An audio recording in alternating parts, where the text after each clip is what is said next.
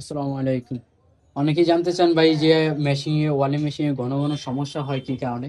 দেখেন আপনার এই একটা তার দেখেন, গ্যানিং এর তার লাগাইছে কাস্টমার, এই দেন কোম্পানি কত মোটা তার লাগাইছে, কিন্তু কাস্টমার কি একটা গ্যানিং এ পাতলা তার লাগাইছে। তো যে সময় আপনারা এই পাতলা তার দিয়ে ওয়েল্ডিং করেন, সেই সময় কিন্তু আপনাদের কারেন্ট কিন্তু ড্রপ দেয়। এই পাতলা তারটা কিন্তু কারেন্ট ড্রপ দেয়। ড্রপ দেওয়ার ক্ষেত্রে দেখেন অলরেডি ওনার পাওয়ার সাপ্লাই নষ্ট হয়ে গেছিল।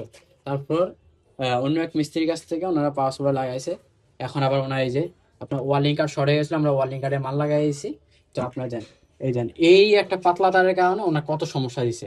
তো আমরা কাস্টমারকে বলছি ভাই এই তারটা পাতলা তার ফালাই দিয়া আপনার হয়তো সরাসরি সকেট ব্যবহার করবেন, নয়তো আপনারা যে মোড়া তার ইউজ করবেন।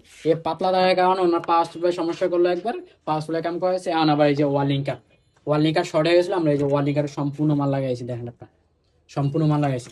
তো আপনারা এরকম পাতলা তার থেকে মেশিন দূরে রাখবেন। এরকম পাতলা তার থেকে মেশিন দূরে রাখবেন, তাহলে আপনার মেশিন বেশি দিন চালাতে পারবেন ভাই।